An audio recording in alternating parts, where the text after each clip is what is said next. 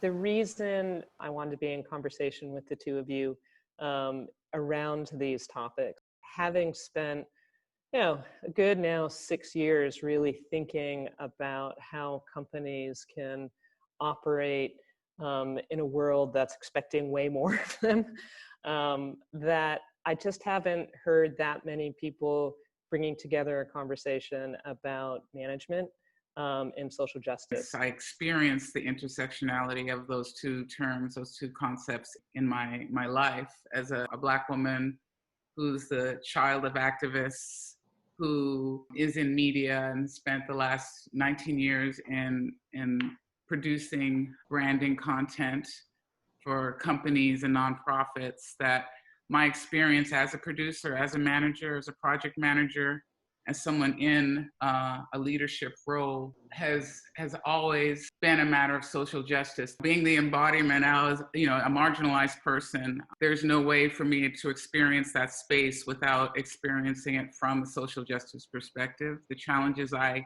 have experienced as a producer all have to do with my race, my gender, and my whole approach is informed by the challenges that I've had to live through within this capitalist system, within this political system, within educational systems.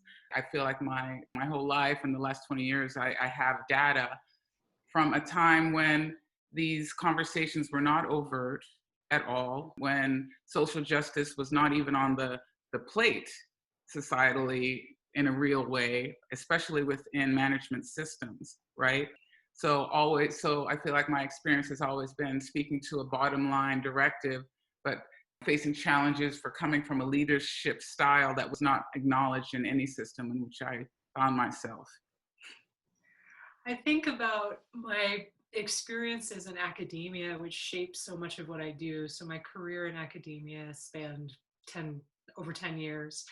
And coming out of that to work more overtly in so-called social justice practices of diversity, equity, inclusion work with companies has, for me, really highlighted the through line between those two, and thinking about what we've learned and what we're taught about social justice, whether under the language of social justice or not, how that can be a long-term learning process. It's not something that we intuitively necessarily know, even those of us who have a lived experience with it, that is an experience of being marginalized or being on sort of the fighting end for social justice.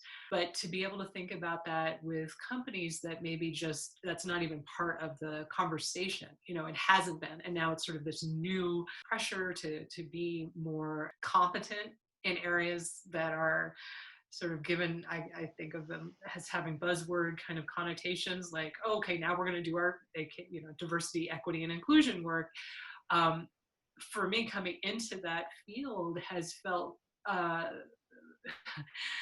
it has highlighted for me the enormous need for unlearning before learning how to do X, Y, and Z. So instead of just kind of bringing in an expert who is going to tell you this is what you do, and then you go do that, and that's it. I've realized that there has to be a slowing down in the process. And to me, this is an opportunity. What we're doing today is having this conversation. It's an opportunity to start stepping back and saying, what if it's not just about bringing in that expert to tell you what to do, but how can we practice? How can we participate in a practice that is ongoing and it is expansive and it looks back as much as it looks forward? I think if that process goes too quickly, it's not going to be sustainable, and it will be flawed in many ways because it's trying to run before you can walk.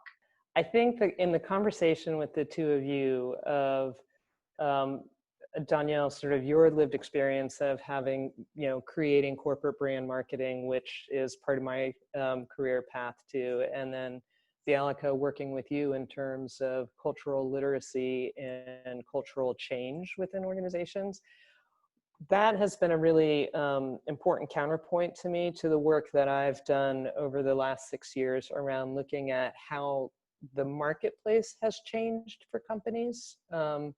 And that, we've talked about the buzzwords of, CSR, corporate social responsibility, ESG, environmental social governance, DEI, I've already mentioned.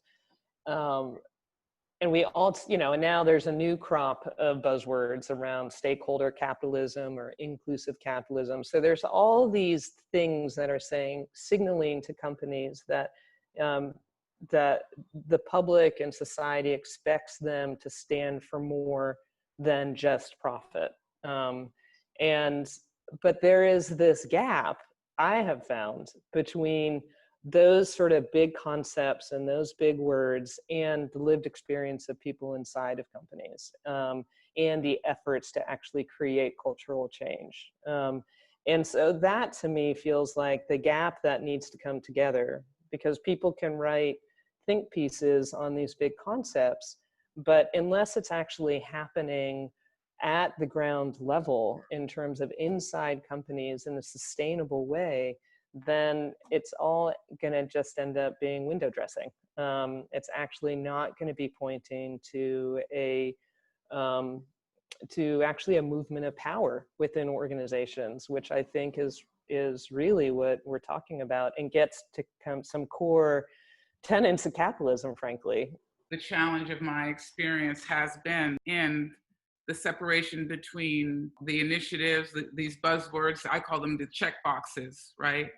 And the on the ground processes that often and pretty consistently work against those very initiatives, right? Those very check boxes. It's delivering a project with DEI initiative goals that exploits and perpetuates the very checkbox it is trying to address.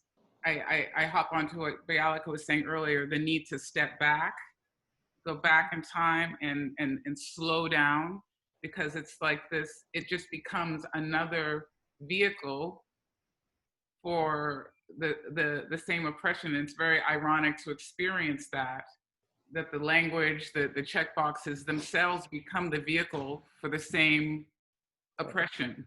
Right. And that's where you've talked about they become an even more dangerous tool of oppression. Precisely. It's just ironic. I mean, I think it's increasing the trauma. It's reiterating the same kind of trauma. It's gaslighting, like, we've done the initiatives. Look, we have the boxes checked. So why is there still a problem? And being in the situation as an employee, or being a member of the team that feels that it's done the work, and then personally experiencing that as not the case, can be really, I think that does a lot of harm. And my whole goal in the work that I do is harm reduction, right? So I want to make sure that we're paying attention to, not as Emily, you're talking like the macro level, what does the sign say? What does the box say? But really on the ground, what is the lived experience? And so often what I find in the DEI world is that employees are not experiencing the kind of the end goal that is being bandied about as, this is the goal, this is the reason we do the work.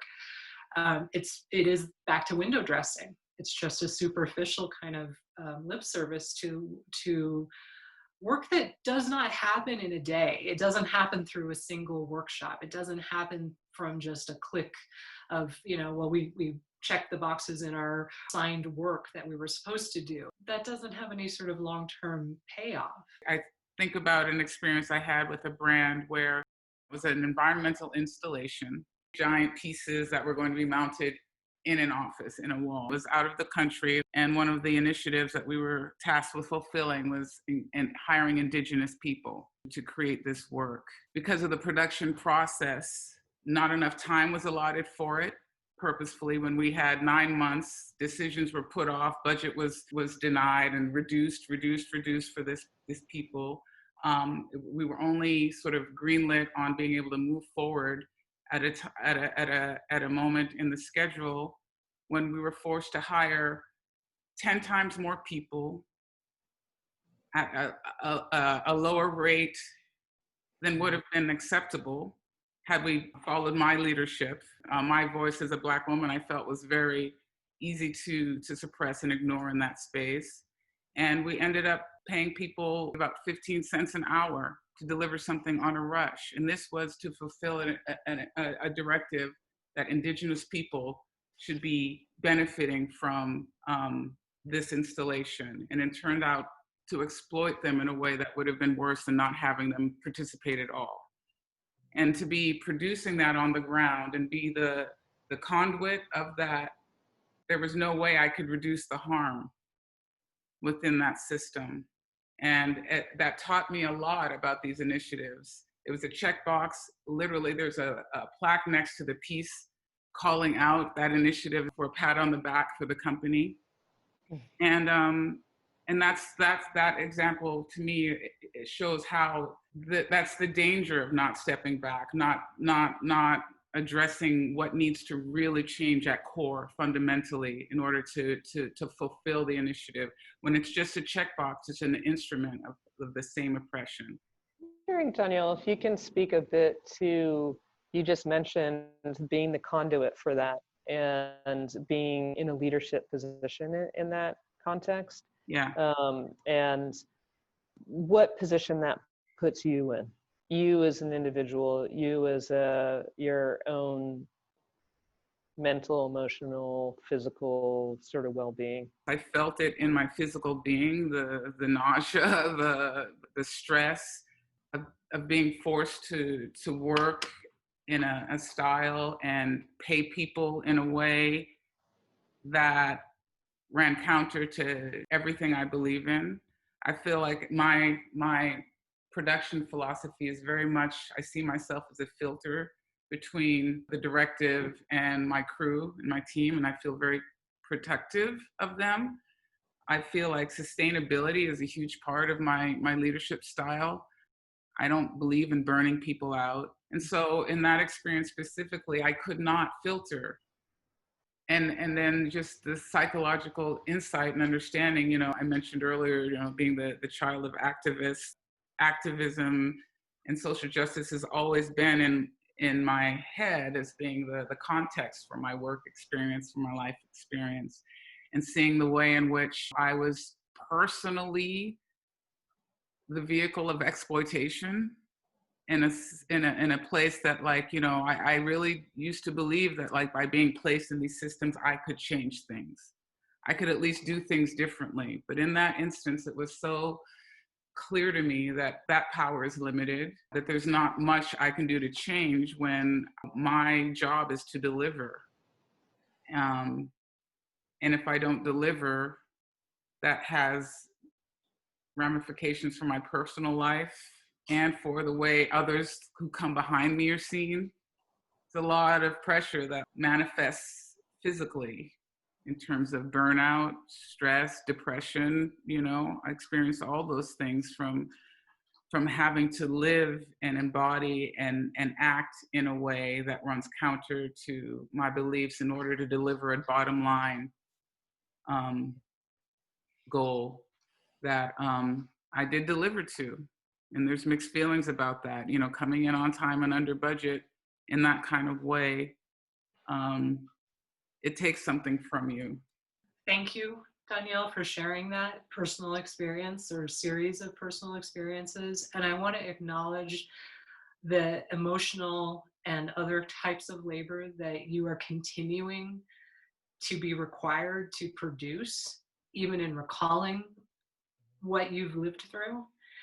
I think that is part of this narrative that we have to examine as well, asking those of us whose bodies have been the conduits, who have held onto not only the trauma of our own ancestral lineage and all of our own personal lived experience, but that is coming through us, the people you're feeling responsible for, or that I felt responsible for. I think as a leader, we all are in positions where we hold on to the experiences of people we feel responsible for. And then there's this added onus of responsibility that comes with being a member of a visually underrepresented position. And that has to be part of the conversation, because if we're trying to redress those wrongs, if we're trying to do better, But in the process of trying to make that change, we have to call on these accounts, we have to call on people to put themselves further in a vulnerable position to recount trauma that's been done to them. We're perpetuating a harmful cycle. So I think that's a piece of this larger discussion. What does social justice look like in the context of utilizing your current employees, or asking for personal narrative? Is there a way to do that that does not harm to that extent? And I will suggest that one of the ways of doing that is to pay attention to resources that have already been produced. Like look to, because there's an aggregate of our experiences, and it pretty much is telling a very similar story.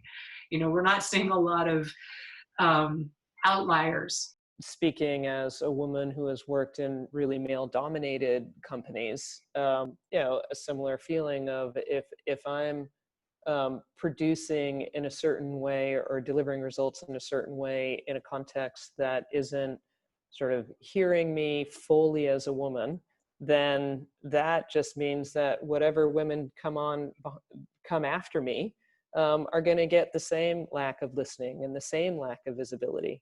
Again, coming back to the theme of Béalleka's stepping back and really looking at the bigger context, the choices of individual employees in those circumstances become so constrained, right? To either succeed in circumstances that are really doing harm to you and not creating change for the people behind you.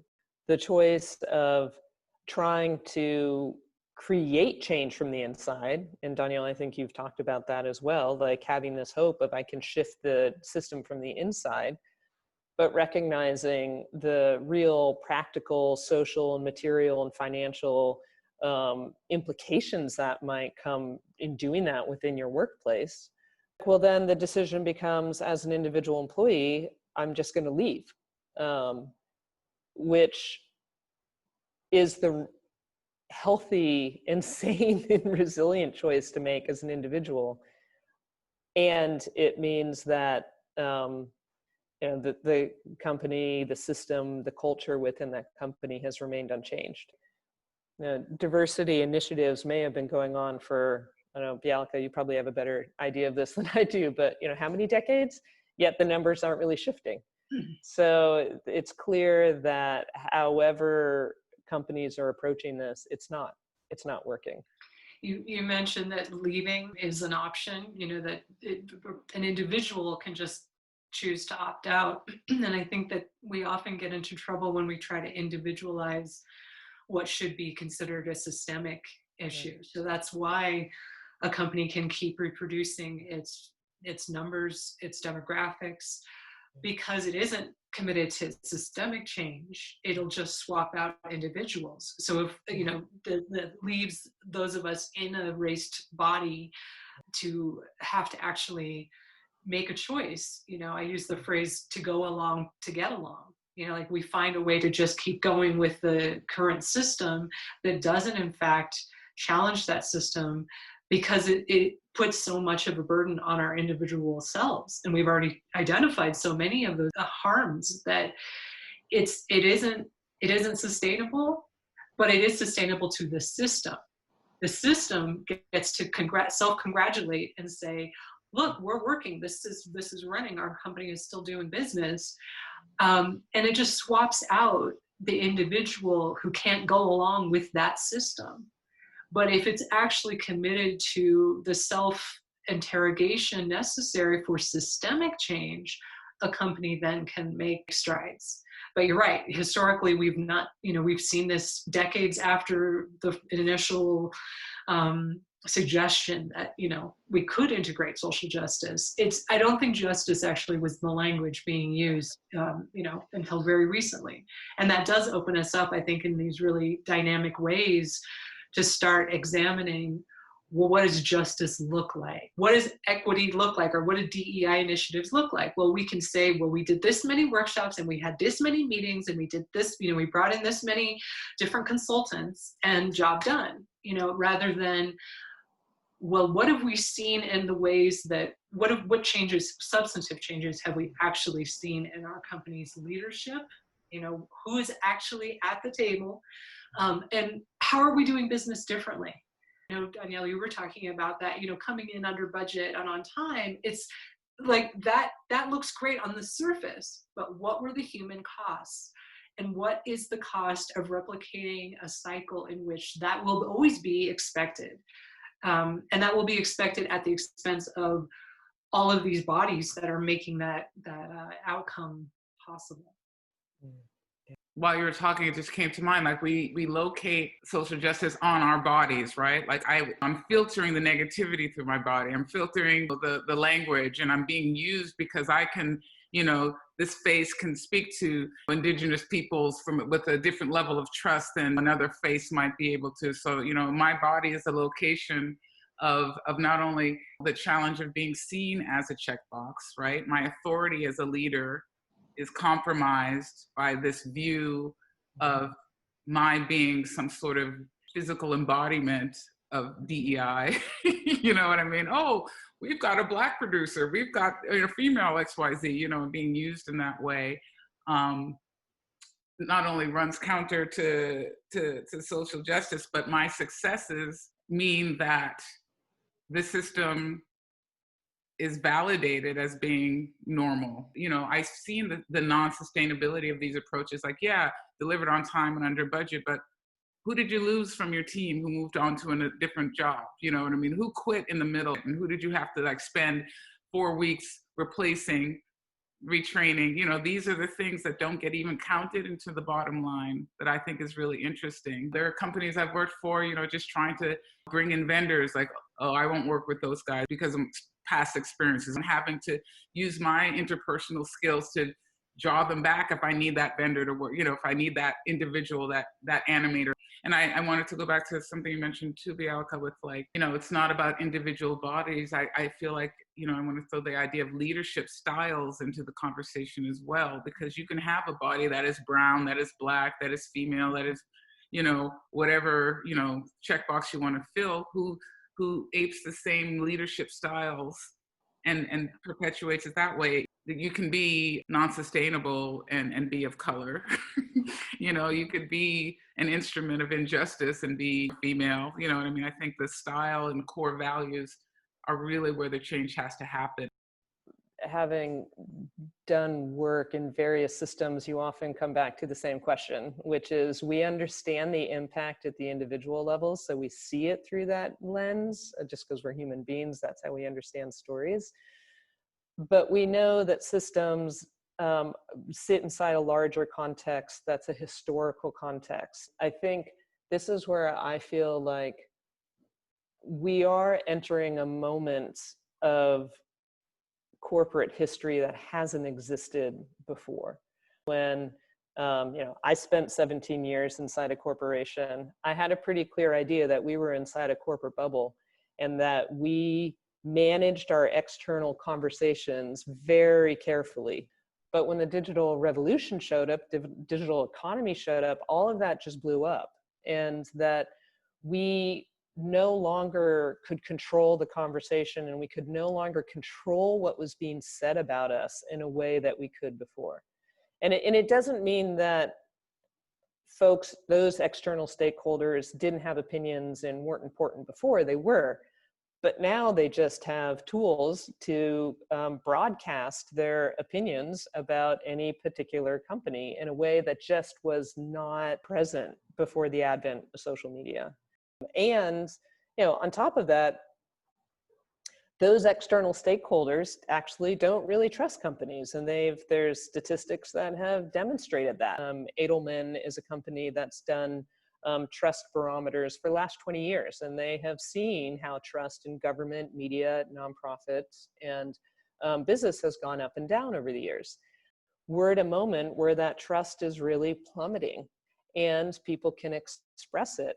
People go to Glassdoor, when they're actually looking at a company. They can see on Glassdoor what's actually happening on the inside, regardless of what ads are being shown or what has been produced through campaigns, what have you, what's on the company website.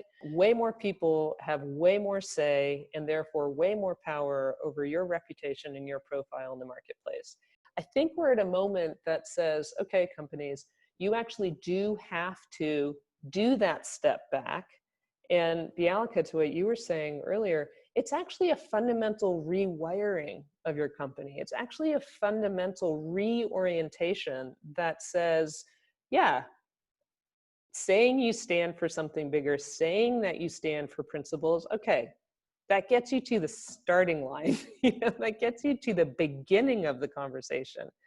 But you must walk the talk, because if you don't walk the talk, word is going to get out. People aren't going to trust you, and you're going to lose employees. You're going to lose your best vendors. You're going to have folks in civil society pointing at you. You're going to have people in the media pointing at you, all of these things. So I feel like there's a window of opportunity that is saying to companies, you know what? You can continue with lip service and checking the boxes and not walking the talk, but you will be surpassed by the companies who actually are committed to these principles and this kind of change, because they're going to gain the trust of the stakeholders for whom you depend on for your success. I want to throw out a question around that. If there's a way to get it go in that direction that isn't motivated by fear, right? That yeah. There's a punitive kind of, that makes business sense, but that's business as usual sense. Mm-hmm. You know, and what I'm hearing as a kind of red flag in that is, if fear is the motivator, the outcome will not be sustainable. It's reactive. I'm doing it this way because of my fear that I will get caught doing it the wrong way. But as soon as that eye of the social media, you know, response moves on to another company, then we'll just go back, you know, we're just going to resume what's comfortable, like sliding back into a track instead of forging a different track, and trying the harder, what is going to appear more challenging. And so I'm wondering, like, if fear isn't the motivation, how can we move toward a more, you know, empathic motivation? And I feel like maybe the only way would be to create other systems that work in a way and that are seen as receiving these rewards of that sort of more sustainable approach, losing your employees to other companies that are doing things differently, and then being motivated from a desire. Maybe it's still out of that fearful place, but it's shifted slightly differently to at least embracing the idea that sustainable production styles are more attractive, sort of organically become more interesting and attractive. So one of the things that's interesting to me about a conversation management and social justice, I said at the beginning, is that I have never heard those two words used together. You certainly would not hear those two words in a corporate boardroom, I don't think. After the spring and summer of 2020, it could be different. I agree with fears not being sustainable. I agree with the, you know, once the eye of social media moves on, then you actually go back to the way things were, because that's what systems do. They do what they're born to do, or they're designed to do. There's another side, though, which is, you know, it's the carrot and the stick. The carrot part of that, and maybe that's what Donielle is speaking to, is that there is a creation of value. When I'm thinking about the creation of value, and I see as trust as something that is more valuable, frankly, than anything that companies have ever held before, then it's like, okay, how are you creating trust between an employee and an employer, particularly if that employee comes from a visually unrepresented group or from any other marginalized group? Like, what is that trust? If that trust is strong, then that employee is going to not have to go through all these machinations that Donielle is talking about in her job. That employee, to your point, Béalleka, it's just there doing her job. Yeah. I just want to reiterate what I'm hearing, because I think what you're saying, Emily, is identifying points of trust both within the company, as you mentioned, between employer and employee, as well as with the consumer. And I think the through line between those two is a really important place for companies to turn their attention, to see how, and you mentioned sort of I suppose the stick is Glassdoor, or, other forms of whistleblowing or kind of expressions of dissatisfaction, but let's turn it to the positive. And as you're saying, you're going to have that kind of, I think that can become more generative in and of itself. When you have that when you have happy employees, you're going to have potentially more, a larger contribution to the trust on the consumer level, and a greater understanding of this as a good place to work and a good place to support. And I really wanted to make sure we use the term accountability. Accountability can be institutionalized. It can be put into practice in ways that can be made more familiar. The accountability piece becomes evident when there are systems created for that accountability. What sorts of regular touch points do we have to kind of meet around questions of justice and equity as a piece of that? Value systems and need to be revisited and spoken honestly about. Yeah, I think there's something between what the two of you are saying. Béalleka, you were talking about sort of that through line. Here are all these stakeholders. They're connected in ways that are new.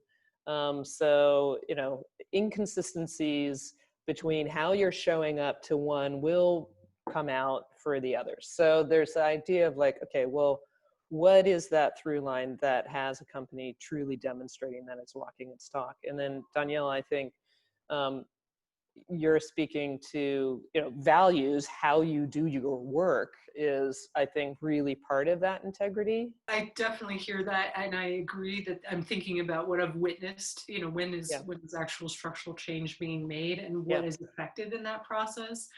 And I'm so grateful that you brought us back to value, Donielle, to think about value as a starting point, where I think a lot of work that is really productive starts at a definitional value, how are we defining value? And taking the time to look at all of the cultural pieces and historical pieces that have combined to bring us to a place where value is defined and understood as this. And when we start picking apart at that kind of definitional level, we start to find ways that white supremacist value systems have shaped our understanding of success. So back to the under budget and on time. Well, if that's what we're valuing as, let's say that's what we're defining as success. What if we were to define as success actual happy employees, people getting enough sleep? What constitutes our understanding of this term? And maybe we do that at a level of, what is the company's values? And then identify each one, and then look at each one and how was that particular value initially shaped, and what was shaping it? That, I think we have to go to that microcosmic level in order to be able to shift the definition. What about leadership transition and leadership transformation? And there's this whole other kind of progressive leadership that, again, it kind of goes back to checking the boxes, using the right words, but then kind of using that as a shield almost to say, okay, I'm not going to have my whiteness challenged. I'm not going to have my privilege challenged. Fundamentally, I'm not going to have me as a person challenged. What I'm going to put up is, here's my DEI initiative, or, hey, as a white person, I can't speak to actually the experience of a person of color, so I'm just going to absent myself from this conversation. Like, there's so many, like, in the progressive business setting, there's so many ways that white supremacy can just sort of slip out the back door. And I feel like that happens at a leadership level. I'm curious what you've seen in terms of leaders that have been like not taking the easy way, not taking the back door, like not slipping out of sight, but actually staying in place and saying, actually, I'm going to do the personal work of transformation in order to usher the organization that I want to see come into the world. Like, does that even happen? When I've seen it work at a leadership level, the leader has to be brave. The leader has to say, this might be unprecedented, but I'm going to visualize the possible. And it, again, takes work to get to that point. It's a working process. But I want to emphasize process. It's not to kind of get away from this idea of excellence, like excellence is an achievement, and once you've got it, you're good to go. No, you have to consistently practice it. You have to consistently reevaluate, because the accountability will hold you to whatever you've said your core values are if you're not actually practicing it at every level and in all of your relationships. The leader has to be really vulnerable around the possibility of screwing up, basically. Like just being okay saying, you know what, I will and my company will make mistakes. And being prepared by getting ahead of those mistakes by just saying, okay, we need to have a system in place. I know I've talked about that before, but just having a sense of vulnerability being part of reality, like that there will be these errors. And that doesn't mean that the leader is, it shouldn't be a leader. I think fallibility is meaningful to acknowledge that. So it is asking, I'm not obviously the first person to talk about vulnerability in business, but it is a fairly new concept. It's something that I think leaders are still, really coming to with a lot of trepidation, and understandable trepidation. So I think being sensitive to that fact, but also recognizing that we don't have time. We don't have time to waste it. We can't be harming people at the level that has been normalized. And just because we're protecting some leaders from feeling uncomfortable, that we're way past that point. That was wonderful. That was awesome. Thank you for being in conversation.